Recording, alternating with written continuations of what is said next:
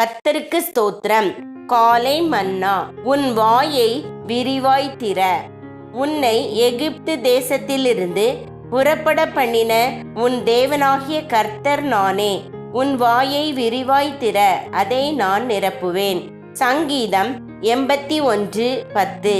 தேவன் நம்மை எகிப்திலிருந்து புறப்பட பண்ணினதை நினைவு கூர்ந்து நாம் அவரை தொழுது கொள்ளும்படியாகவும் ஜெபம் பண்ணும்படியாகவும் நமது வாயை விரிவாக திறப்பதிலுள்ள ஆசீர்வாதங்களை இங்கே சங்கீதக்காரன் மிகவும் தெளிவாக கூறுகிறான். வேறு வார்த்தைகளில் கூறின், நமது வாய் கட்டப்பட்டிருந்தால் நாம் இன்னும் எகிப்து தேசத்திலேயே கட்டப்பட்டிருக்கிறோம் என்பதை அது புலப்படுத்தும். ஜெபிக்கும்படியாகவும் தேவனை துதித்து புகழும்படியாகவும் தங்கள் இருதயத்தையும் வாயையும் திறக்கிறவர்கள் எகிப்தின் அடிமைத்தனத்திலிருந்து, அதாவது பாவத்திலிருந்து விடுதலையாக்கப்படுவார்கள். என் ஜனமோ என் சத்தத்துக்கு செவி கொடுக்கவில்லை, இஸ்ரவேல் என்னை விரும்பவில்லை, ஆகையால் அவர்களை அவர்கள் இருதயத்தின் கடினத்திற்கு விட்டுவிட்டேன், தங்கள் யோசனைகளின்படியே நடந்தார்கள். சங்கீதம் 81:11-12.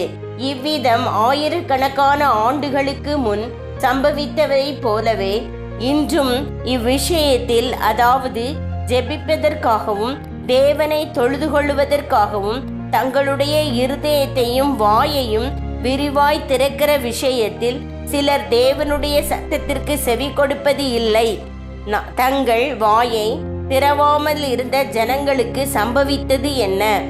அவர்கள் தங்கள் யோசனைகளின்படியே நடக்கும்படி தேவன் அவர்களை அவர்களது இருதயத்தின் கடினத்திற்கு ஒப்பு கொடுத்து விட்டார். நாம் நம்மை தேவனுக்கென்று மனப்பூர்வமாய் ஒப்பு கொடுக்காதவர்களாய் ஜெபிப்பதற்காகவும் தேவனை தொழுது கொள்வதற்காகவும் நம் வாயை தாராளமாக திறக்க விருப்பமற்றிருந்தால் நாம் தேவ சித்தம் செய்ய கூடாதவர்களாயிருப்போம். என் ஜனம் எனக்கு செவி கொடுத்து இஸ்ரவேல் என் வழிகளில் நடந்தால் நலமாயிருக்கும். நான் சீக்கிரத்தில் அவர்கள் எதிராளிகளை தாழ்த்தி என் கையை அவர்கள் சத்துருக்களுக்கு விரோதமாக திருப்புவேன். சங்கீதம் 81:13-14. தேவனுடைய கட்டளைகளுக்கு கீழ்ப்படிந்து நாம் நமது வாயை திறந்து ஜெபித்து தேவனை துதிப்பதின் மூலம் உண்டாயிருக்கிற மற்றொரு ஆசீர்வாதம் நமது சத்துருக்கள் தேவனால் தாழ்த்தப்படுவதை நாம் காண்பதாகும். மேலும் ஒருவனுடைய வழிகள் கர்த்தருக்கு பிரியமாயிருந்தால் அவனுடைய சத்துருக்களும் அவனுடைய சிநேகிதராக மாறுவார்கள். நீதிமொழிகள் 16:7. உச்சிதமான கோதுமையினால் அவர்களை போஷிப்பார், கன்மலையின் தேனினால் உன்னை திருப்தியாக்குவேன். சங்கீதம் 81:16. வாயையும் இருதயத்தையும் திறந்து தேவனை துதித்து மகிமைப்படுத்துவதினால் உண்டாகும் ஆசீர்வாதங்கள் தான் எத்தனை! அதன் நிமித்தம் ஆவிக்குரிய சிறந்த ஆகாரமாகிய உச்சிதமான கோதுமையையும் கன்மலையின் தேனையும் நாம் பெற்றுக்கொள்கிறோம்.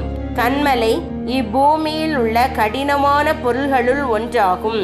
தேனானது இப்பூமியில் உள்ள மிக இனிமையான பொருள்களுள் ஒன்றாகும்.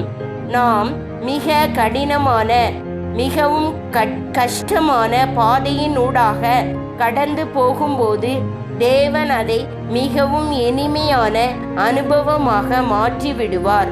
எனவே தேவன் தமது மிக சிறந்தவைகளால் நம்மை நிறைக்கும்படியாக நாம் நமது இருதயத்தையும் வாயையும் விரிவாய் திறந்து அவரை தொழுது கொள்ளவும் ஸ்தோத்திரிக்கவும் அவரை நோக்கி ஜெபிக்கவும் வேண்டாமோ?